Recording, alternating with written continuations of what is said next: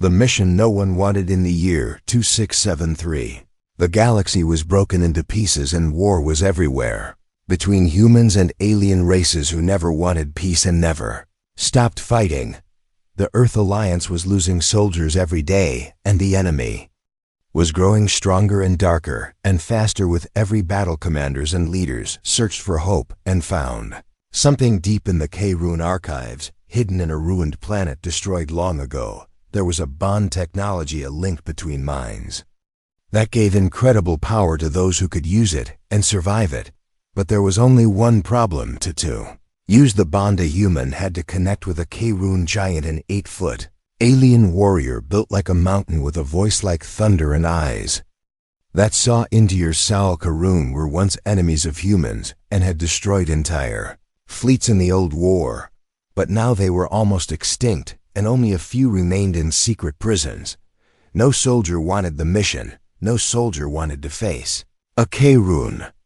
Not even for power, not even for victory, until one man said yes. His name was Reed, a soldier from Mars Division, a man who had lost his squad in a battle against the Nakari pirates and never found peace since that day. He was not the strongest and not the smartest, but he had something no one else had: the will to do what no one dared. When he arrived at the cold black facility deep under the surface of Titan, he saw the cage, and he saw the creature inside it. The K-Rune was sitting in silence, his eyes closed, his arms chained with metal thicker than any armor Reed had ever seen. He was tall and wide, and his skin was dark gray like stone carved by war and pain. One of the guards whispered his name, Dervac, one who burned 5 cruisers with his bare hands. Reed walked forward and looked into the cage, and Torvac slowly opened his eyes and stared at the human like he was nothing but air. Scientists explained the mission again, but their voices were shaking and their hands were cold,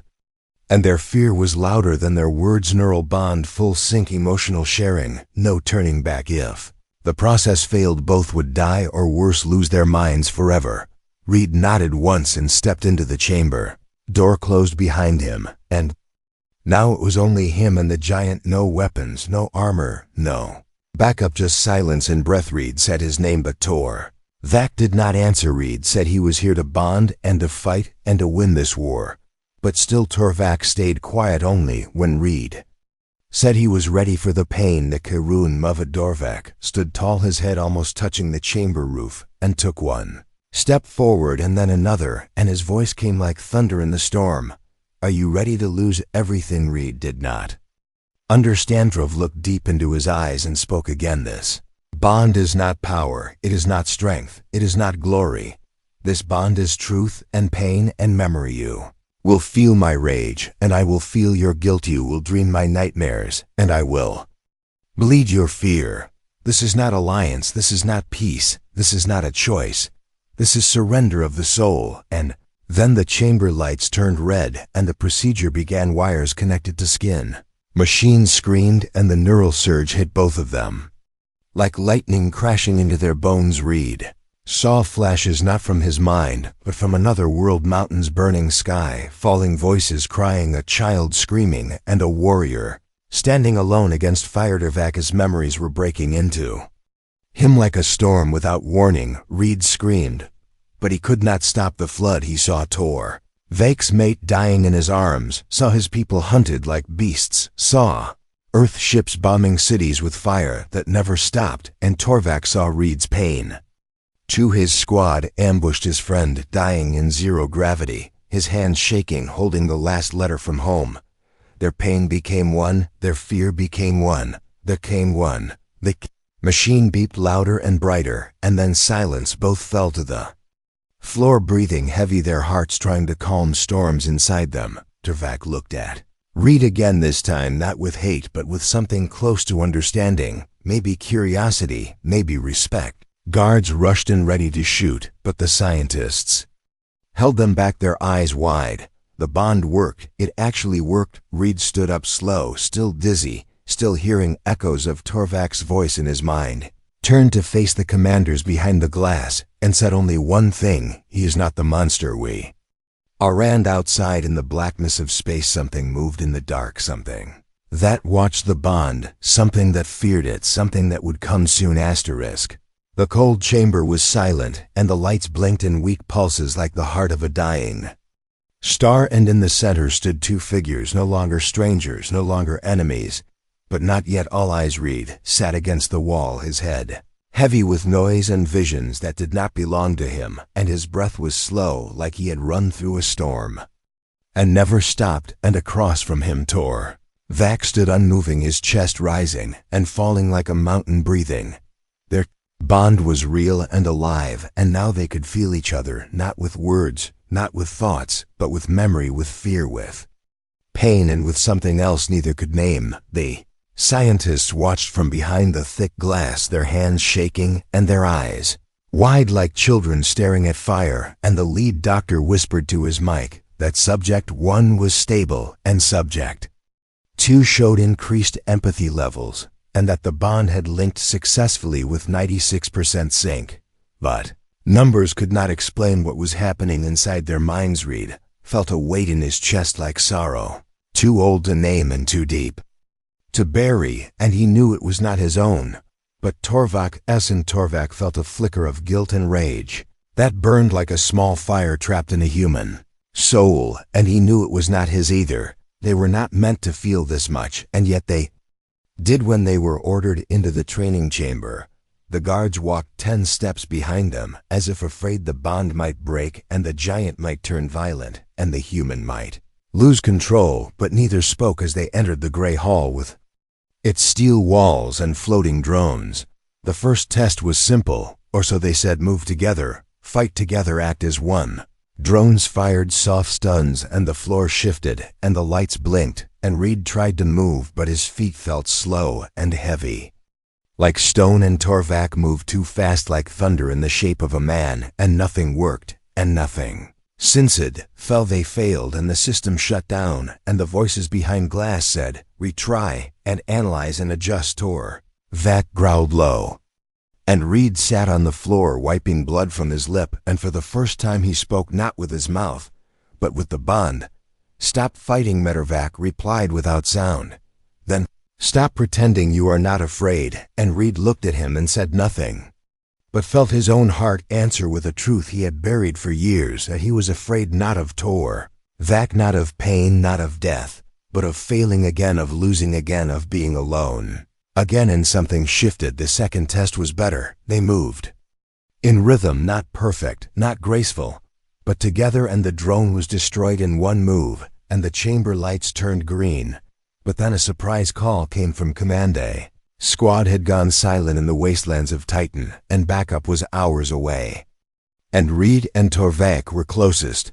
They were sent without preparation, without rest, without time to think. Dropship landed hard, and the cold wind cut through the air like blades of ice, and Reed stepped out first, his boots sinking into frozen dust, and Torvak followed like a shadow. The outpost was broken, the walls cracked, the ground burned, and blood marked the snow bodies.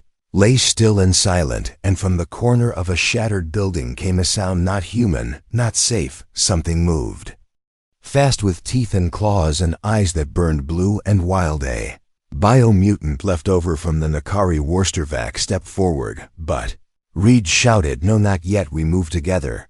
They ran and dodged and struck, and for the first time their bond felt strong. Reed saw through Torvak's eyes and knew when the creature would strike, and Torvak felt Reed's fear twist into courage and used it like a weapon. One hit, 2 hits, and the creature screamed and fell, and then silence again. They found one survivor bleeding and cold and barely alive. Reed lifted him, but stumbled, and then Torvak without a word picked them both up and walked through the ice storm like a living wall. When they returned to base, the doctors ran, and the guards pointed weapons, and the commanders gave silent looks, but Reed only said one thing: he saved us. Later in the quiet medical bay, Reed sat by the bed of the rescued soldier, who now slept with a soft breath, and no nightmarest or Vac stood by the wall watching the stars through the glass, as if searching for something lost long ago. Reed spoke in a tired voice. Why do you hate you? Stovak did not answer, but instead shared an image through the bande. Burning home, a screaming child, a human ship above raining Firereed closed his eyes and said nothing because he knew there was no excuse, only silence, only memory, only the bond, and far away beyond the moons of Saturn something stirred in the dark, something old, something angry, and something very hungry. It had waited for this moment, for this connection, for this bond, and it was coming. The sky above Titan was filled with clouds shaped like frozen waves, and below that, Sky Reed walked through the base with his thoughts louder than the wind that pushed against the walls and doors, had survived missions before he had faced fire and loss and betrayal, but nothing had prepared him for what the bond would bring. Inside his mind, every step he took, he felt two heartbeats, his own and Torvak's, and sometimes he did not know which pain was his and which belonged to the alien giant who now walked beside him like a silent guardian. Facility was quiet and cold, and the soldiers looked at them with eyes that held more fear than trust, and even the scientists, who once watched with excitement, now whispered with worry behind their glass screens. The bond was too strong and too real and too strange. Command ordered more tests and more training and more monitoring, but inside the minds of Reed and Torvak something deeper was happening, something no one could measure or control. They were beginning to change in the combat room. The walls were scorched from yesterday's drills, and the floor smelled like metal and sweat and memory. And as the lights turned on, the voice of the Aya rang through the chamber. Begin phase 3. Torvak moved first, and Reed followed without thinking, his arms reacting to movements he had not made, and his body twisting in rhythm with a warrior who once hunted humans, but now shielded him like a brother. Drones fired from above, and laser bolts shot across the air, but neither flinched and neither fell, and their timing was perfect until it was not. One drone changed pattern and fired at a strange angle, and in that 1 second something cracked in Reed's mind like a glass touched by fire. He was not in the chamber anymore. He was on fire. He was standing in a burning village, and people were screaming, and the sky was falling, and there was a child in his arms who vanished like smoke. The bond had pulled him into Torvak's memory again, but this time it did not end. Reed screamed and fell to his knees as flames danced across his vision, and his chest ached like it would break, and Torvak rushed to him, grabbing his shoulder with a force that shook the room. Reed shouted, "Stop!" But the fire kept coming, and the voices grew louder, and the dead called his name, and then silence. Just silence. He opened his eyes and saw Torvak's face, and saw something he had never seen before. Fear, real, fernet, of pain, not of death, but of something inside himself that he could not lock away anymore. Torvak stepped back and spoke without speaking, his voice flowing into Reed's mind like a river of stone. "You went too deep," Reed whispered back. "I saw the boy." Torvak said the boy was my son, and in that moment, the air around them felt heavier than before, and time itself seemed to wait in the control room. The generals argued and shouted about risk and control and danger, and demanded answers, and one of them finally said what no one wanted to hear. And the bond now. Reed was called into the briefing hall, a place filled with voices that spoke of threats and numbers and warnings, and he stood there feeling cold and angry and confused as they told him that the bond had become unstable, and that Torvak could become dangerous, and that his mind was affecting Reed too deeply. They offered him an injection, a painless way to shut it down, to forget the visions, to be free, but freedom now felt like losing something more than power. It felt like betrayal. Reed refused. He walked out without speaking and found Torvak in the lower chamber, sitting alone watching the simulation of a K-rune sky filled with stars and green clouds. Reed sat beside him and said nothing for a long time, and then finally asked one question. "Why did you let me see that memory?" Torvak replied, "I did not let you. The bond chose for you." Reed looked at the stars and whispered, "Then the bond trusts me more than you." Torvak replied, "Maybe it does." The next day, they were sent on a new mission, a small one, a simple one, a missing supply drone, lost near the methane rivers of Titan. No danger, no combat, just recovery. But danger has a way of hiding inside silence. As they reached the river edge, the landscape twisted with fog and sharp rocks, and the drone signal pulsed weakly from a broken Ledge Reed climbed down first, but the rock shifted and broke, and he fell, but before he hit the ground, a massive hand caught him and pulled him. Baktervac held him for a second longer than needed, and then let go and said nothing. They found the drone half crushed and half melted, and something inside it was not supposed to be there. A device small and sharp and made of unknown metal. It pulsed once, and the fog turned black. Creatures came from the shadows, not Nakari, not human, not even alive in the way life is known. They were born of darkness and shaped like fear, and they screamed without sound and attacked. Reed and Torvac fought as one, not with words, not with plans, just instinct and rage and bond. Each movement was shared, each strike was felt, and in the end, the ground was littered with broken shadow as they stood in the silence after battle. The device still pulsed, and Torvac spoke again. Into Reed's mind. This was not from your people or mine, Reed asked. Then from where? Torvac looked to the stars. From what sleeps beyond the void? Asterisk. The chamber was dark and the silence was deep like the breath before a storm, and Torvac stood still at the edge of the simulation room, watching the data scroll across the glass like waves from another time. Reed entered without a word, his boots leaving small echoes behind, and his mind still heavy from what they had seen at the river, from what they had fought, from what they had felt. The black fog had left something behind, a question, a warning, a whisper in their bones that had not faded since they returned. He walked beside Torvac and looked at the scans and saw the strange pulse again.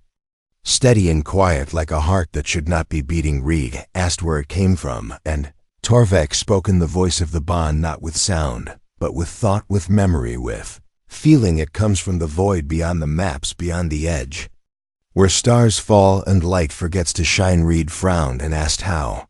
Torvac knew this, and the Karun warrior turned and stared through him with eyes not angry, but ancient, like they held centuries inside them, because we faced it once, and we buried it, and we lied to the stars to keep it forgotten. Reed waited, and Torvac slowly began to share pieces, not all at once, not clearly, but like broken mirrors in the mind. He saw a world tall and green and alive with music that echoed through crystals and light, and then saw that world burn under black ships shaped like wounds.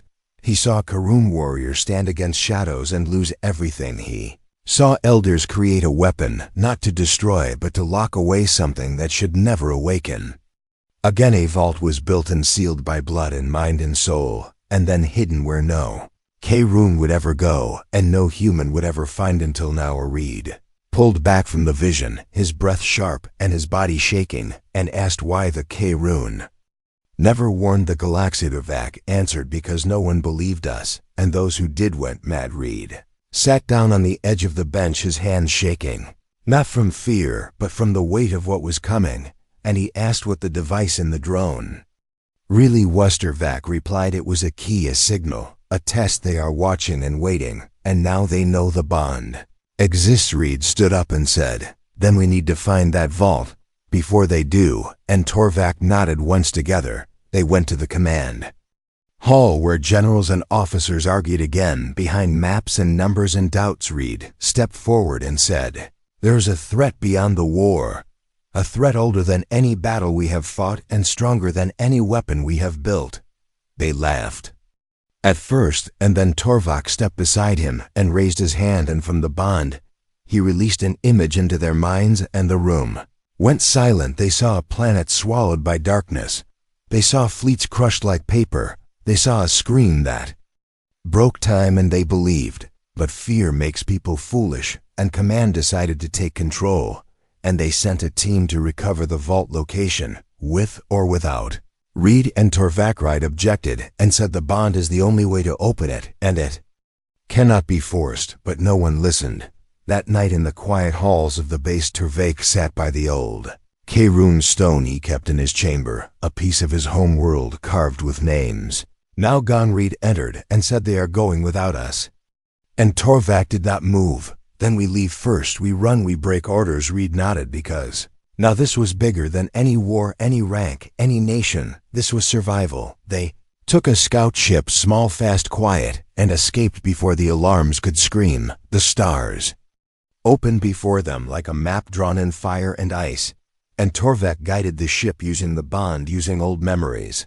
Using paths no longer marked, they flew past the rings of Saturn, past the echo stations, past the deep silence until they reached a dead sector where no signal spoke and no light moved there. It was vault floating in the heart of an asteroid belt shaped like a cracked moon. It pulsed like a sleeping eye, and the ship shook as they approached like it could feel them coming. Reed felt a pressure in his head, not pain, but something colder, like a memory that was not his. And Torvak placed a hand on the controls and said the bond must speak to the lock. They landed on the surface where the stone doors waited, untouched by time, covered in symbols that burned faintly when Torvak stepped near. Reed followed, and each step made the air feel heavier and thinner, and the silence louder and sharper. Doors opened, not with machines, not with codes, but with presence, with truth, with unity. Inside was not a room, but a void, a space that was not space, and in the center floated something that looked like a star, broken and rebuilt from pain. It pulsed once, and the bond between them screamed. Reed fell to one knee and saw 100 images crash into him, not from Torvak, not from himself, but from something else, something that waited, something that watched, something that remembered what they were. Torvak reached forward, but the object pulsed again, and the chamber shook, and the vault whispered one word into their joined mind soon, and then it went silent again. The silence inside the vault was not the silence of peace. It was the silence before something ancient wakes, the silence that knows your name before you speak it. Reed stood with one hand pressed to the wall, his breath slow and shaky, as the echoes of that one word still rang in his mind. And Torvak stood beside him, taller, stronger, but just as still, just as shaken. Soon that word had weight, it had hunger, it had memory, and the vault pulsed once again, like it could feel them thinking, feel them fearing, feel them breaking. They left the chamber without speaking, without looking back, and as they climbed back into the scout ship, Reed felt something had followed them, not with steps, not with form, but with thought. Engines roared, and they launched into the dark, but the air inside felt different, heavier, colder, alive. Back on the Earth Alliance base, alarms were screaming, and soldiers were running, and orders were flying like sparks from a broken wire. Command had discovered their escape and was not interested in understanding the reason, only in controlling the result. They called it betrayal, they called it desertion, they called it threat level. Reed, an elite strike team, was launched not to listen, not to question, only to bring them in or take them out. Reed and Torvak reached orbit near Jupiter, where a hidden relay could send a message to the old Karun archives, now sealed deep beneath Luna Station, and they had only one chance to activate it before the strike team arrived. Reed worked on the console wires, sparking tools, shaking fingers, trembling, and Torvak stood at the hatch, scanning space with eyes that saw more than light, saw intent, saw danger, saw movement. Then it happened, a flash, a ripple. A hunter ship appeared. Not one, not two, but three, all black, all sharp, all fast. Reed said, "Just a minute more," and Torvak replied, "We do not have a minute.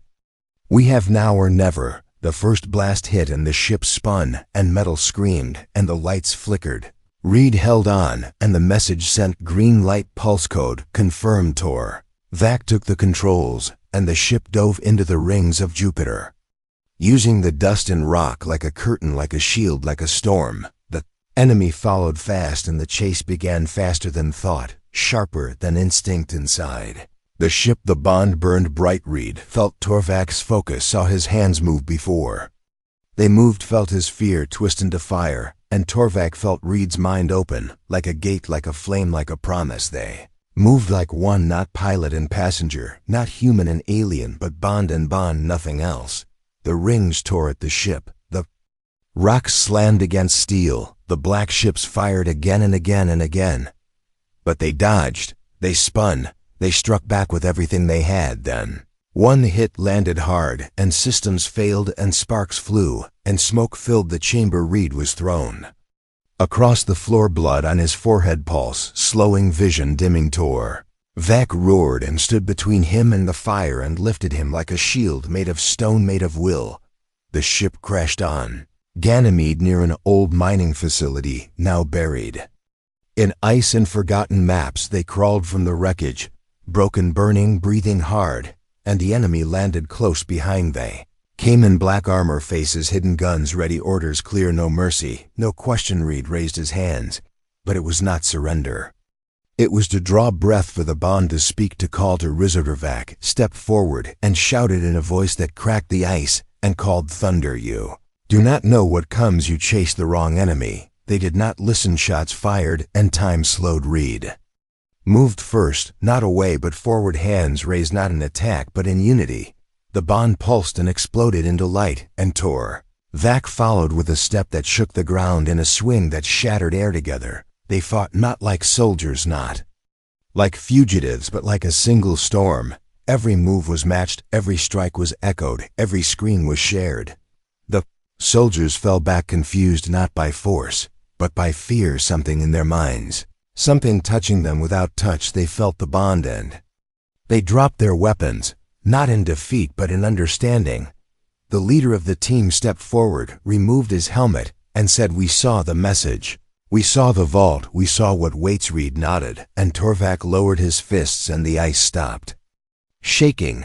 But then above them the sky broke. A tear in space opened like a wound, like a scream made of black and cold and hunger. And something stepped through, not a ship, not a life form, not a shape, just presence, just pressure, just fear given form. The soldiers looked up and saw something they could not name and could not fight. Vac turned to Reed and said, "The vault was not a prison, it was a door, and we opened it." Reed reached for his weapon, not because it would work, but because it was all he had. And then the stars went silent. The sky over Ganymede was cracked like glass, and from that crack the shadow had stepped through, not with feet, not with fire, but with silence that felt like screaming and cold, that burned like truth. Reed stood with his weapon drawn, but his hands were shaking, and his breath was caught between fear and instinct. And beside him, Torvac stood taller and still, but his heart beat loud enough that Reed could feel it through the bondy soldiers who once came to kill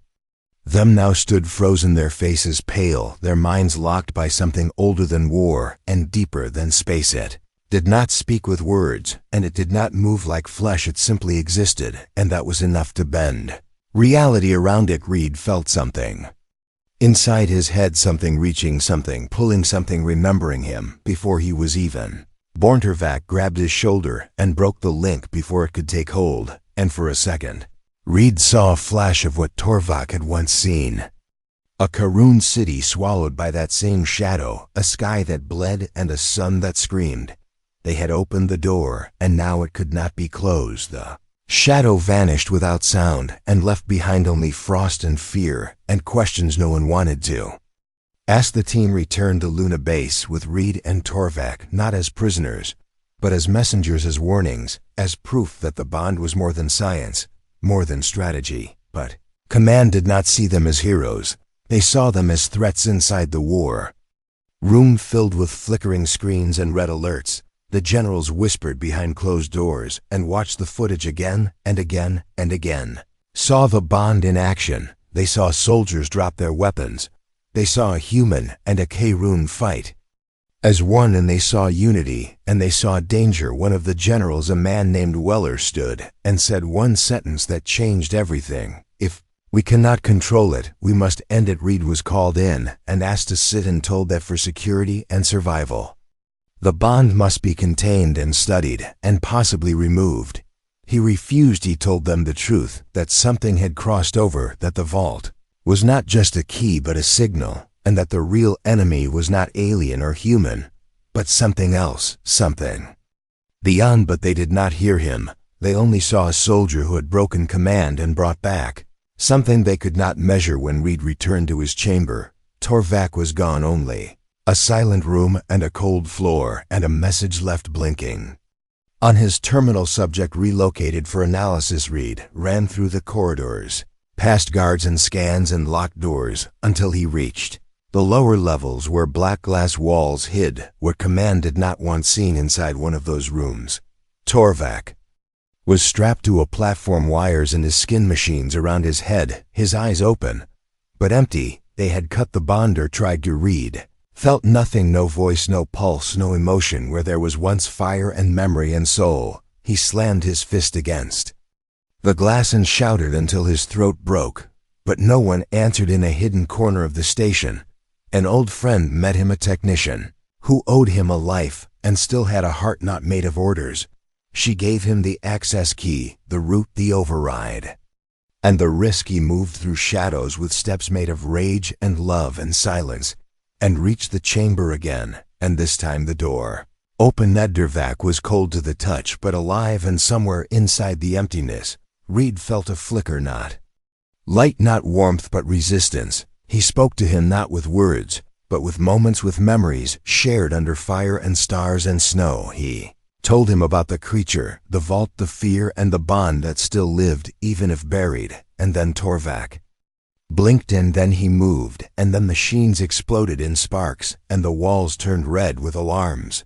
They ran through the hallways, chased by voices and weapons and betrayal. Reed did not stop, and Torvak did not fall, and together they reached the docks where ships were waiting for war, not escape. One blast hit Reed in the side, and he fell, and blood touched his lips, and he whispered, "I cannot run." Torvak lifted him without asking, and carried him through the storm of gunfire and fire.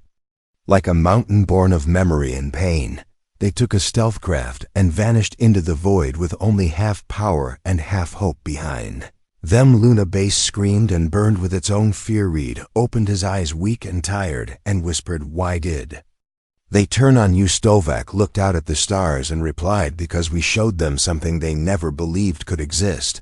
Now they fear what they saw." They drifted into deep space toward the last place marked in the old K-Rune map, a world forgotten, a world silent, a world that might hold the answer or the end, and the distance behind broken moons and shattered codes. The shadow moved again, not fast, not loud, but sure. It had found them once, and it would find them again.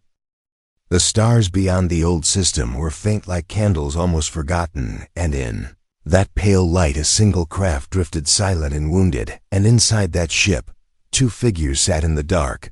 One human, one K-Rune, both broken, both breathing, both burning. Reed stared at the cracked screen and saw the map shimmer and die, and beside him Torvak closed his eyes and listened, not to sound, but to the bond that now flickered like a weak flame in the wind. They had escaped the betrayal, they had escaped the fire, but they had not escaped the truth. The shadow was coming. It was not chasing them, it was not hunting them, it was simply arriving, because it always arrived when hope and fear touched the same ground. The Karun map guided them to the last world, a place once sacred, once hidden, once called Vakarun by those who still whispered in dreams. Ship landed in dust and silence, and the air tasted like time and memory and grief. Reed stepped out and felt the ground shift like it remembered footsteps from 1,000 years ago, and Torvak stood tall but slow, like the weight of his past had returned with every grain of ash beneath his feet. They walked through ruins not made by hands but shaped by will and story, and saw carvings that told of a war, not won, not lost, only locked away and buried under silence. In the center of the old city, they found it a circle of stone and light, and thought pulsing with energy that felt like both heartbeat and warning. Torvak stepped forward and placed his hand on the stone, and the circle answered not with sound, but with vision, and Reed saw it all, the truth behind the vault, the bond and the shadow. It was not a weapon, it was not a curse, it was a choice made by the first bonded. The first unity between Karun and human, long before the records, long before the wars. They had faced the same darkness and survived by becoming one, not in flesh, not in power, but in purpose. But the galaxy forgot and fear returned, and the bond was broken and the door left to rot. Until now Reed and Torvak stood in the center of the circle, and the bond sparked again, not just between them but across the city, across the stars, across the silence. And the shadow came not with ships, not with guns, but with presence, like a scream without voice, like cold that eats light, like fear that has lived too long. It filled the sky, it swallowed the sun, it reached down with hands not made of matter but of memory and pain. Reed felt his mind tear, and Torvak roared, but did not fall, and the circle rose around them like a storm made of thought and light. The bond lit the air and burned the ground and called across systems and planets and species and minds. They heard on Earth and orbit on Mars, on the broken colonies, and even in the Karun caves where elders waited for the end. They felt it, the bond real alive on broken ships, launched not with orders but with belief, and soldiers moved not with command but with memory, and fear turned to fire humans. And Karun together again, for the first time, for the last time, for the only time that mattered. Shadow struck and planets trembled, and fleets vanished in seconds. But the bond kept growing like roots under fire, like wind in stone reed, and Torvak stood in the heart of the storm, and the circle became light, and the light became voice, and the voice became all those who came before. They gave their pain, their strength, their will to fight, and the bond became more than two minds. It became a galaxy screaming. No final battle was not fought with weapons, but with truth.